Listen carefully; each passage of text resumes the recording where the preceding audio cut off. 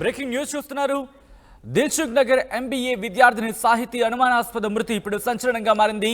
ములుగు జిల్లా వెంకటాపురం మండలం ఆలుబాకకు చెందిన సాహితీ చిడం హరీష్ను ప్రేమించినట్టుగా తెలుస్తోంది. ప్రేమ పేరుతో మోసం చేశాడని చెప్పి బాధితులు ఆరోపిస్తున్నారు. కాంగ్రెస్ లీడర్ చిడం మోహన్ రావు కుమారుడి హరీష్ తండ్రి కొడుకుల వేధింపుల వల్లే సాహితీ మృతి చెందింది అని బాధిత కుటుంబం ఆవేదన వ్యక్తం చేస్తోంది. చిడం హరీష్ తమ అమ్మాయిని మోసం చేసి మానసిక వేధింపులకు దిగాడని చెప్పి ఆరోపిస్తోంది. కొడుకుని మందలించాల్సిన తండ్రి మోహన్ రావు రివర్స్ మా అమ్మాయికే ఫోన్ చేసి బెదిరించాడని ఆవేదన వ్యక్తం చేస్తోంది ఆ కుటుంబం. ఏం చేసుకుంటారో చేసుకోండి అంటూ తండ్రి కొడుకులు వార్నింగ్ ఇచ్చారని చెప్పి బాధిత కుటుంబం ఆరోపిస్తోంది. వేధింపులు తట్టుకోలేక సాహితీ చనిపోయింది అనే ఆరోపణ వినిపిస్తోంది. అసలు ఇంతకీ ఏం జరిగింది అప్డేట్స్ తెలుసుకునే ప్రయత్నం చేద్దాం. మా ప్రతినిధి విద్యాసాగర్ అప్డేట్స్ అందించేందుకు లైవ్లో జాయిన్ అవుతున్నారు. విద్యాసాగర్, సాహితీ మృతి కేసులో పోలీసులు ఏమంటున్నారు?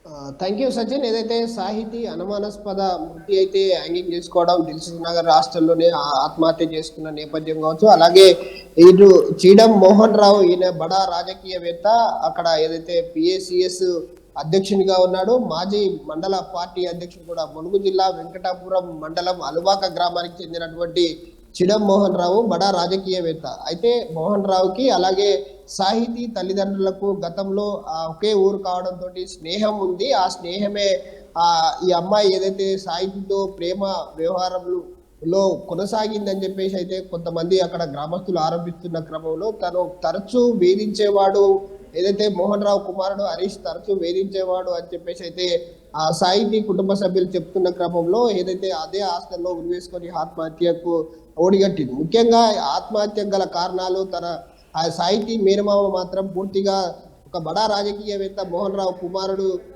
తరచూ వేధించడం వల్లనే నా కోడలు చనిపోయిందని చెప్పేసి అయితే ఆ మేనమామ సాహితీ మేనమామ ఆరోపిస్తున్నారు. కుటుంబ సభ్యులు కూడా ఆరోపిస్తున్న క్రమంలో గ్రామంలో పెద్ద విషాద ఛాయలు అయితే అలుముకున్నాయని చెప్పచ్చు. విషయం తెలుసుకున్న వెంటనే గ్రామస్తులు అలుబాకలో పెద్ద ఎత్తున ఏదైతే ఆ సాహితీ కుటుంబ సభ్యులు చిన్న ఫ్యాన్సీ ఆ షాప్ నడుపుకుంటూ జీవనం కొనసాగిస్తా ఉన్నారు. సాహితీకి ఒక తమ్ముడు కూడా ఉన్నాడు. వీళ్ళంతా కూడా ఎంబీఏ చదవడం కోసం ఇటీవలే ఒక సాఫ్ట్వేర్ కంపెనీలో చిన్న జాబ్ కూడా వచ్చిందనేది అయితే గ్రామస్తులు చెప్తా ఉన్నారు. ముఖ్యంగా చూడొచ్చు, ఇక్కడ దిల్సుఖ్ నగర్ హాస్టల్లో తను ఆత్మహత్య చేసుకోవడం, హ్యాంగింగ్ చేసుకుని ఉరివేసుకొని ఆత్మహత్య చేసుకోవడంతో అయితే గ్రామంలో విషాద ఛాయలు అనుకోవచ్చు. చిడం మోహన్ రావుకి విషయం తెలిపినప్పటికీ, కుటుంబ సభ్యులు తెలిపినప్పటికీ కూడా తను మీరు నా కొడుకు అలాంటి వాడు కాదు, మీరు ఏం చేసుకుంటారో చేసుకోండి అని చెప్పేసి అయితే రివర్స్ గా ముఖ్యంగా సాహితీ కుటుంబం అంటే వేధింపులకు సంబంధించి ఏమైనా ఆధారాలు చెబుతుందా? ఎప్పటి నుంచి వేధింపులు మొదలయ్యాయని చెప్తోంది?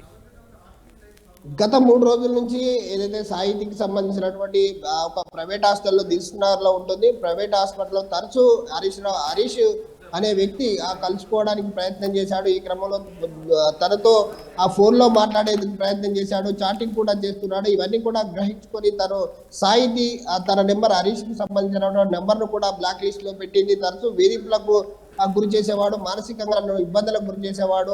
ఆ ఇబ్బందులు తట్టుకోలేకనే నేను ఆత్మహత్య చేసుకుంటున్నానని చెప్పేసి కుటుంబ సభ్యులు చెప్తా ఉన్నారు. ముఖ్యంగా చూడొచ్చు, ఇది ఏదైతే సేమ్ ఒకటే గ్రామం వెంకటాపురం మండలం అలుబాక గ్రామానికి చెందినటువంటి ఇద్దరు, అటు మోహన్ రావు కావచ్చు, ఆ తండ్రి ఏదైతే వెంకట సుబ్బయ్య ఏదైతే సాహితీ తండ్రి, ఇద్దరు కూడా స్నేహితులే అని చెప్పేసి గ్రామస్తులు చెప్తా ఉన్నారు. ఆ స్నేహమే ఇద్దరు దూరం తీసుకొచ్చింది. ఈ అమ్మాయి సాహితీతో పరిచయం ఏర్పాటు చేసేందుకు హరీష్ కూడా హైదరాబాద్ లోనే ఉంటూ తను కూడా ఒక సాఫ్ట్వేర్ లో జాబ్ చేస్తున్నట్టయితే మనకు తెలుస్తా ఉంది. సో ఇదంతా కూడా 3 రోజుల నుంచి జరుగుతూ ఉంది. దీనికి సంబంధించి పూర్తిగా హరీష్ వేధింపుల వల్లనే తన కూతురు ఆత్మహత్య చేసుకున్నదని కుటుంబ సభ్యులు ఆరోపిస్తున్నారు. పూర్తిగానైతే 3 రోజుల నుంచి ఇది తరచూ వేధింపులకు గురి చేసేవాడు హరీష్ అని చెప్పేసి అయితే కుటుంబ సభ్యులు ఆరోపిస్తున్నారు.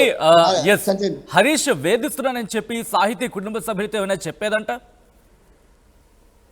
ఓకే, నిన్న ఏదైతే సాహితీకి సంబంధించినటువంటి తల్లికి ఫోన్ చేయడం జరిగింది. ఫోన్ చేసిన క్రమంలో తల్లికి ఫోన్ చేస్తే తల్లి కూడా మోహన్ రావుకు ఫోన్ చేసిందంట. మోహన్ రావుకు ఫోన్ చేయడం తోటి మోహన్ రావు కూడా నా కొడుకు అలాంటి వాడు కాదు, వేధింపులకు గురి చేసేవాడు కాదు, నా కొడుకు అలాంటి చెడు పనులు చేయరు, మీకు దిక్కున్న చోట చెప్పుకోండి అని చెప్పేసి ఆ తల్లి కూడా చెప్పిన సందర్భం కూడా మనకు ఆ తల్లి స్పష్టంగా మనం ఫోన్లో ఇంతకుముందే తల్లితో మాట్లాడినాము. తల్లి కూడా చెప్తా ఉంది, నా కూతురు విషయంలో నేను మోహన్ రావుతో మాట్లాడడానికి ప్రయత్నం చేశాను, కానీ తనకున్నటువంటి రాజకీయ పలుకుబడి కావచ్చు, తను వెంకటాపురం కాంగ్రెస్ మండల అధ్యక్షునిగా కొనసాగుతున్నాడు. ప్రస్తుతం అయితే గతంలో అధ్యక్షునిగా చేశాడు. ప్రస్తుతం పిఎసిఎస్ వెంకటాపూర్ అధ్యక్షులుగా ఉన్నాడు. రాజకీయ పలుకుబడి ఉన్నది. బడా రాజకీయ నాయకుడే మోహన్ రావు. కానీ ఈ విషయాన్ని తన కూతురుకు సంబంధించినటువంటి విషయాన్ని తల్లి మోహన్ రావుకు చెప్పే క్రమంలో తను నా కొడుకు అలాంటి వాడు కాదు, మీరు ఏం చేసుకుంటారో చేసుకోండి అని చెప్పేసి అయితే మోహన్ రావు మాట్లాడినట్టయితే తల్లి మనకు చెప్తా ఉంది Sachin. Right thank you Vidyasagar for the update. So మొత్తంగా అయితే మాత్రం దీనికి సంబంధించి పోలీసుల విచారణ పూర్తి స్థాయిలో జరుగుతోంది. బ్రేకింగ్ న్యూస్ చూస్తున్నారు. సంచలనంగా మారింది దిల్సుఖ్ నగర్ ఎంబీఏ విద్యార్థిని సాహితీ అనుమానాస్పద మృతి. ములుగు జిల్లా వెంకటాపురం మండలం ఆలుబాకకు చెందిన సాహితీ చిడెం హరీష్ని ప్రేమించినట్టుగా తెలుస్తోంది. ప్రేమ పేరుతో మోసం చేశాడని చెప్పి బాధితుల కుటుంబం ఆరోపిస్తోంది. కాంగ్రెస్ లీడర్ చిడెం మోహన్ రావు కుమారుడి హరీష్ తండ్రి కొడుకుల వేధింపుల వల్లే సాహితీ మరణించింది అని చెప్పి బాధిత కుటుంబం ఆవేదన వ్యక్తం చేస్తోంది. చిడెం హరీష్ తన అమ్మాయిని మోసం చేసి మానసిక వేధింపులకు దిగాడని చెప్పి ఆరోపిస్తున్నారు ఆ కుటుంబ సభ్యులు. కొడుకుని మందలించాల్సిన తండ్రి మోహన్ రావు రివర్స్ మా అమ్మాయికి ఫోన్ చేసి బెదిరించాడంటూ కూడా ఆవేదన వ్యక్తం చేస్తోంది ఆ కుటుంబం. ఏం చేసుకుంటారో చేసుకోండి అంటూ తండ్రి కొడుకులు వార్నింగ్ ఇచ్చినట్టుగా చెబుతోంది ఆ కుటుంబం.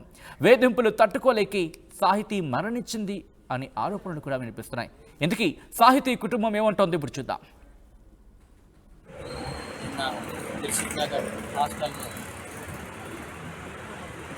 జాబ్ కోసం వచ్చిన నా మేనకోడలి ములుగు జిల్లా వెంకటాపురం మండలానికి చెందిన కాంగ్రెస్ నాయకుడు కొడుకు మా మేనకోడల్ని హెరాస్మెంట్ చేసి మోసం చేసి మోసగింపు మాటలతో నానా ఇచ్చేసి హెరాస్మెంట్ చేసి అన్యాయంగా నా మేనకోడల్ని ఆత్మహత్య చేసేలాగా ప్రేరేపించి బెదిరించి చేశాడు. ఇలా చేస్తున్నానని చెప్పి తండ్రికి చెప్పినా కూడా తండ్రి కేసు పెట్టుకోండి అని చెప్పి ఆయన మాట్లాడారు. కాబట్టి ఈ విషయం గురించి మనం చైతన్యపూరి పోలీస్ స్టేషన్లో రిపోర్ట్ చేశాము. చైతన్యపూరి సిఐ గారు స్టాఫ్ అందరూ కూడా నా మేనకోడలకు జరిగిన అన్యాయానికి న్యాయం చేకూర్చగలరని సవినయంగా మనవి చేస్తున్నాను.